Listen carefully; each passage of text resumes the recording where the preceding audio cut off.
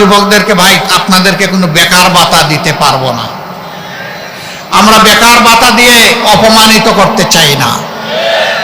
আমরা বেকার ভাতা দিয়ে বেকারের ফ্যাক্টরি বাংলাদেশকে বানাতে চাই না। আমরা আমাদের প্রত্যেকটি যুবক যুবতীর হাতকে দেশ গড়ার কারিগরের হাতে পরিণত করতে চাই। প্রত্যেকটা যুবক যুবতী শিক্ষার পাঠ চুকানোর সাথে সাথে তাদের হাতে মর্যাদাপূর্ণ কাজ তুলে দিতে চাই।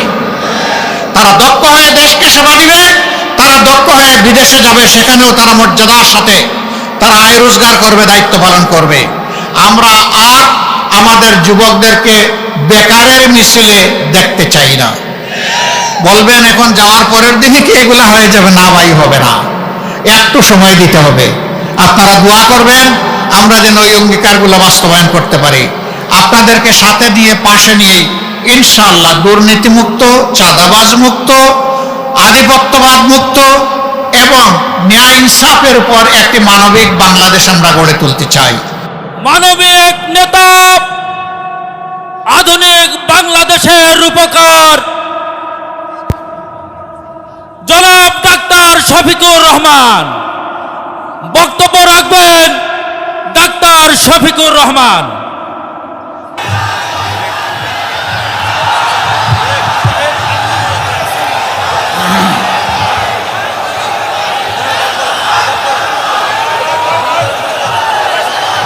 আসসালামু আলাইকুম ওয়া রাহমাতুল্লাহ। আবার একটা সালাম দেই মায়া করে। আসসালামু আলাইকুম ওয়া রাহমাতুল্লাহ। মাশাআল্লাহ, বগুড়া জেগে উঠেছে আলহামদুলিল্লাহ। কেমন আছেন আপনারা? জোহরের নামাজের সময় সমাগত, এই জন্যে আমরা খুব বেশি বক্তব্য রাখবো না, কিছু কথা বলেই বিদায় নিতে চাই। প্রথমে এই যে সামনে দেখতে পাচ্ছি, হা বলুন। কিসে হা? গণভোটে হা। হা গুলা উঠায় ধরুন। গণভোটে হা, তার মানে হচ্ছে চাঁদাবাজি, সন্ত্রাস, ফ্যাসিবাদ, দুর্নীতিবাজ এবং অবিচারকে না। আর এর বিরুদ্ধে একটা মানবিক বাংলাদেশকে হা। আপনারা সেদিন সবাই হা ভোট দিবেন তো ইনশাআল্লাহ? আপনারা সবাই দিলে হা ভোট পাস করবে না? বগুড়ার প্রত্যেকটা ঘরে ঘরে হা ভোট পৌঁছে দিতে হবে। সবাইকে হা ভোটে উদ্বুদ্ধ করতে হবে। আমরা আশা করি হা ভোট বিজয়ী হলে বাংলাদেশে আর ফ্যাসিবাদ ফেরত আসবে না। সম্মানিত ভাইরা, তারপরে দেখেন আমরা 10টা দল একত্রিত হয়েছি, একাই নির্বাচনে আসি নাই। এর অর্থ কি? এর অর্থ হচ্ছে 10 মিলেই আমরা দেশটা গড়তে চাই। শর্ত মাত্র 3টা। এই 3টা যারা মানবেন, আরো যারা আছেন সবাইকে আমরা ওয়েলকাম করব। নাম্বার 1, নিজে দুর্নীতি করবেন না, দুর্নীতিবাজদেরকে নিজের বগলের নিচে আশ্রয় দেবেন না। নাম্বার 2, ন্যায় বিচার সকলের জন্য নিশ্চিত করা হবে। কোনো রাজনৈতিক দল কিংবা যত প্রভাবশালী ব্যক্তি হন, বিচারের দিকে চোখ তুলে তাকাতে পারবেন না। বিচারকে তার আপন গতিতে স্বাধীনভাবে চলতে দিতে হবে। এ বিচার হবে শিশু থেকে বৃদ্ধ, গরিব ধনী মেহনতি মানুষ সহ সম্পদশালী যারা যেখানে আছেন, ন্যায় বিচার পাওয়ার অধিকার সকলের আছে। বিচার আর অর্থের বিনিময়ে বিক্রি হবে না, প্রভাবিত হবে না, রাজনৈতিক কারণে প্রভাবিত হবে না। সেই বিচারটা আমরা বাংলাদেশে কায়েম করতে চাই। 3 নম্বর শর্ত হচ্ছে, যেই বস্তা পচা রাজনীতি 54টি বছর এদেশে ফেসিবাদের জন্ম দিয়েছে, লুটেরার জন্ম দিয়েছে, দুর্নীতিবাজের জন্ম দিয়েছে, দুঃশাসনের জন্ম দিয়েছে, আয়নাগরের জন্ম দিয়েছে,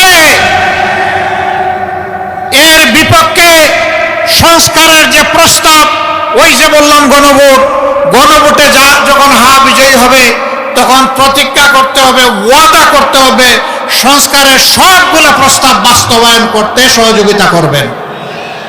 এই 3 শর্ত যারা মানবেন, আমরা তাদেরকে খোলা মনে বলতে চাই, আল্লাহ তাআলার ইচ্ছায়, তার সাহায্যে, জনগণের ভালোবাসায়, জনগণের ভোটে জামাতে ইসলামী নির্বাচিত হলে সবাইকে নিয়েই আগামী 5 বছর দেশ চালাতে চায়। আমরা বিভক্তির বাংলাদেশ চাই না, আমরা ঐক্যের বাংলাদেশ চাই। এবার আসেন বগুড়ার জন্য কিছু কথা বলি। আমাদের প্রতিহিংসার রাজনীতি সব জায়গায় সুবল দেয়। আপনাদের এইখানে একটা আন্তর্জাতিক ক্রিকেট স্টেডিয়াম ছিল যেটার নাম চান্দু স্টেডিয়াম, তাই না? এখন কি আর এইখানে খেলা হয়? ওই হিংসার কবলে পড়ে গেছে, এই জন্য হয় না। আমরা আপনাদেরকে কথা দিচ্ছি, ইনশাআল্লাহ জামাতে ইসলামী দেশ পরিচালনার সুযোগ পেলে মর্যাদার সাথে চান্দু স্টেডিয়ামকে আবার জীবন দেওয়া হবে, আবার আন্তর্জাতিক খেলা এখানে হবে ইনশাআল্লাহ। এ বগুড়া উত্তরবঙ্গের রাজধানী খ্যাত, সাত মাথা সারা উত্তরবঙ্গকে যুক্ত করেছে। ইনশাআল্লাহ আল্লাহ তাআলা যদি আমাদেরকে দায়িত্ব দেন দেশ পরিচালনা, আমরা এই বগুড়াকে সিটি কর্পোরেশনে উন্নীত করব।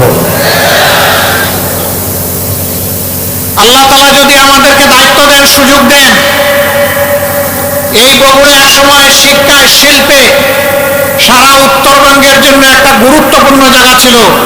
এটা 100 বৎসর নয়, এই ঐতিহ্য ছিল শত শত বৎসরের।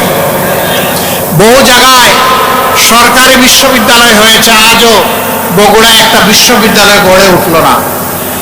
আল্লাহ যদি আমাদেরকে সেই সুযোগ দেন, এইটাও আমরা বাস্তবায়ন করব ইনশাআল্লাহ। মোটা দাগের এই বিষয়গুলোর পাশাপাশি যমুনার দ্বিতীয় সেতু, এইটাও বগুড়াবাসীর দাবি, এইটা পাশের গাইবান্ধার দাবি। আমরা ইনশাআল্লাহ এটাকে যৌক্তিক বিবেচনায় নিই। এটা কোনো দয়ার দান নয়, জামাতে ইসলামী তার দলীয় তহবিল থেকে এটা করবে না। আপনাদের যে টাকা, সেই টাকা দিয়েই কিন্তু এটা বাস্তবায়ন করা হবে। বলবেন এত টাকা আমরা দিতে পারি, হ্যাঁ দিচ্ছেন তো আপনারা।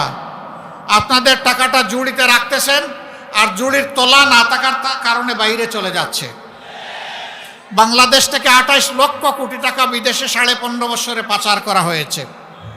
আমরা চেষ্টা করব পেটের ভিতরে হাত ঢুকে ওই টাকা বের করে আনতে।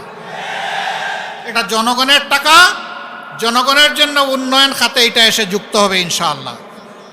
2 নম্বর, চোরদের জড় কেটে দেওয়া হবে, আর রাষ্ট্রের টাকা চুরি করতে দেওয়া হবে না। তখন আল্লাহ তাআলা এই রাষ্ট্রের ট্রেজারিতে তহবিলে বরকত দিবেন ইনশাআল্লাহ। রাষ্ট্রীয় তহবিল থেকে তখন সকল অঞ্চ ইনসাফের ভিত্তিতে তাদের পাওনা পাবে ইনশাআল্লাহ তাআলা লাজিম। সম্মানিত বগুড়াভাষী,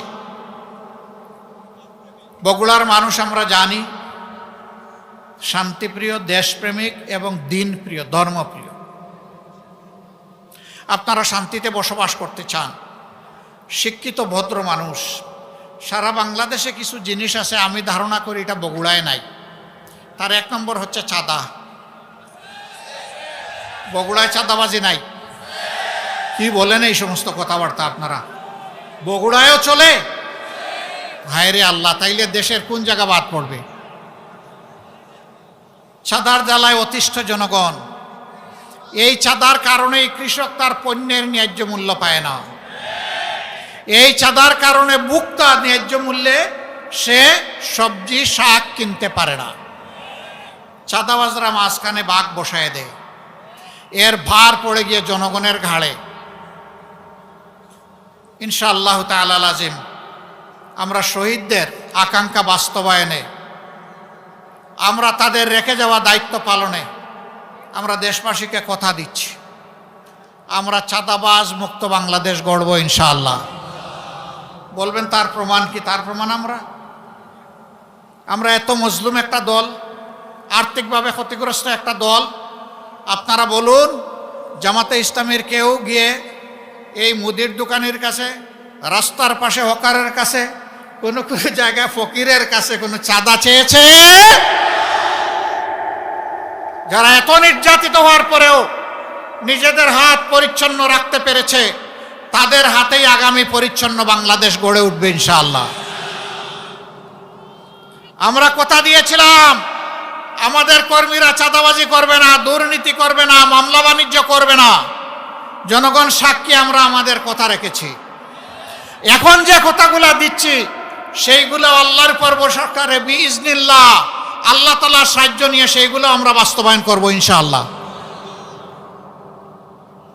এই ধরেন একটা কথা, একদল তারা সরকারে আসার আগে